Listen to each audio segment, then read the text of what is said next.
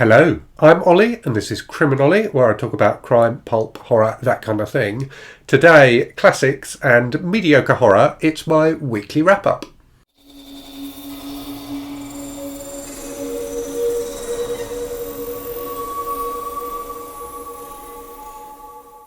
So, normal format for this weekly video. I'll talk about what I've been reading, talk about what I think I'm going to be reading next, talk about some channel stuff too, so the videos that have been up in the last week and what's coming in the week ahead. And also, as a special treat, I'm going to talk a little bit about a couple of movies I've watched this week as well. You may be able to hear my nose is a little bit clearer than it was yesterday, so hopefully that cold that I felt like I was getting has flown away, and I will be cold-free for Christmas. Right, so let's crack on with the books. So 4 books finished this week.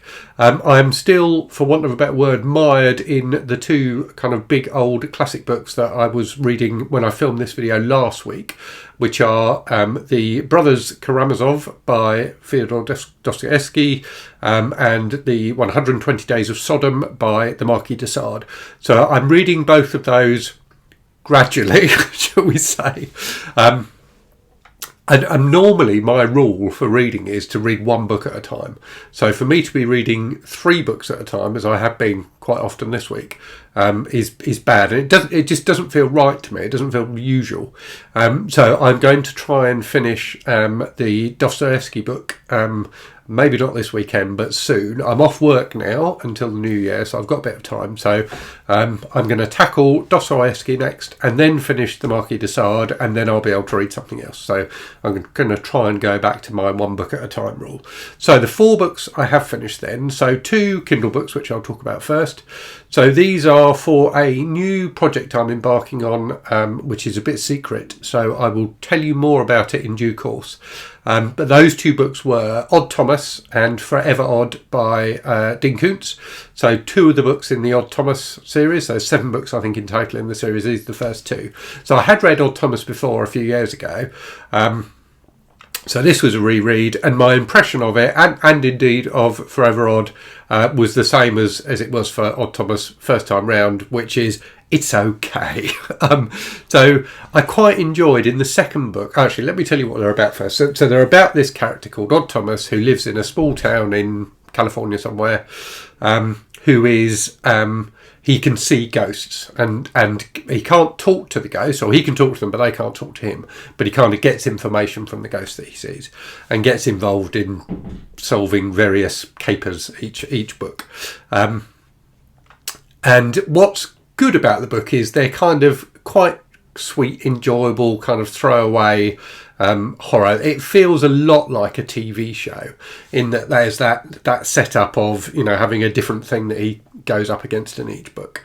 So it's got that kind of easy, you know, kind of easy reading vibe, like TV shows like that are easy watching. So kind of high concept, low plot, if that makes sense. So they're kind of fun. And the second book had a villain in it who I really quite enjoyed, this really evil phone sex operator woman who was kind of quite fantastic to read. What's less good about them is the fact that Odd Thomas himself is really annoying. So he's clearly like a...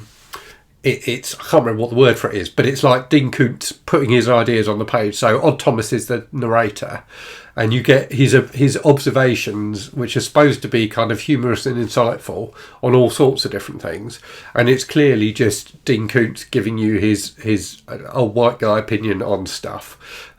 It's just I just find Odd Thomas himself really quite annoying.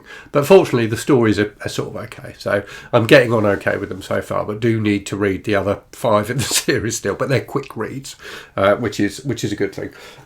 Another mediocre horror book then. So I said at the start we were going to talk about classics and mediocre horror. So I'll talk a bit more about the Dostoevsky and the de Sade in a minute. The other mediocre horror book I read was this one, Strange Behaviour by Robert Hughes, which is a novelisation of the movie, which is also known, I think better known, as Dead Kids. So a movie from, I think, 81. So as I said before, I read this when I was a kid and was really taken by it, probably because it's got quite graphic violence in it and a bit of sex. Reading it again is really not that great. There were some moments of quite nice character building and things like that. And the kind of gore scenes are quite entertaining as well. But overall, it feels like what it is, which is a novel, not terribly good novelisation of a not terribly good low budget 80s horror movie. So I read this for the Christmas Evil readathon, which is going on at the moment. This was the Sleigh Bells prompt, which was to read a slasher. So this is about. Again, it's kind of small town America, and there's this evil like professor guy who's doing experiments on the local teenagers, and basically he can control them, and he forces them to commit murder, which is what happens in the book. So yeah, it was okay. Far better was this Dead Man Upright by Derek Raymond, the final book in the Factory series. Not, I think, quite as good as the other books in the Factory series, but still excellent. So a really interesting detective novel with the unnamed protagonist detective trying to get to the bottom of a murder. It's a great series, and I've done a video which went up during the week where I talk about the whole series. So if you haven't watched that, do check that out. So this wasn't, as I say, wasn't quite as good as the other books in the series, but it was still excellent. So that gives you a sense of how good the books are. Okay, so in terms of the Dostoevsky, then, so it's slow going, and it's just. Basically, it's a long book that's full of loads of Russian people talking to each other. But I am starting to get into it a bit more now. So I did put it down for a while and read the Strange Behaviour book and the second of the Odd Thomas books. But I picked it up again this morning, having finished Forever Odd, and I am quite getting into it now. So there's not a great deal going on in terms of a plot, or certainly not a plot that justifies the number of pages. But there's a real kind of richness to the writing and to the characters and the sense of place and things like that. So I am feeling kind of sucked into that kind of old Russian vibe, as it were, Tsarist Russian vibe, I guess it is. As for the 120 Days of Sodom, so my impression of that is still pretty much what it was last time I spoke to you about it last week. So it's a strange book. It's very disturbing at times, not so much in terms of the writing being deliberately disturbing. I'm not sure it's supposed to be disturbing necessarily, but there is a lot of perversion in there that is just unacceptably horrible, particularly involving underage participants. So yeah, it's a difficult read because of that, but also at times it's almost it's kind of ridiculous and almost funny, some of the obsessions that the characters have. So I will do a review of that when I've finished it and talk a bit more deeply about it. But yeah, it's a strange mix of a book. So in terms of what I think I'm going to be reading next, so finishing, as I've said, the Dostoevsky and the Sard, and then after that I'm really tempted to read this, All the White Spaces by Ali Wilkes, which was another pick for the Christmas Evil readathon. So this is a book I tried to read when it came out and just couldn't get on with it. The beginning is quite slow, but so many people have raved about this, and it was Andrew from It Came From The Page. He picked it as one of his favourite books that was published in 2022 and spoke really highly of it. So I think I am going to give that a try next. So that's the books out of the way. Let's talk about movies quickly. So people who've watched the channel for any length of time will know that I don't really watch movies very much. I'd much rather be reading, but I have watched a couple of films this week which I really enjoyed, both of them in different ways.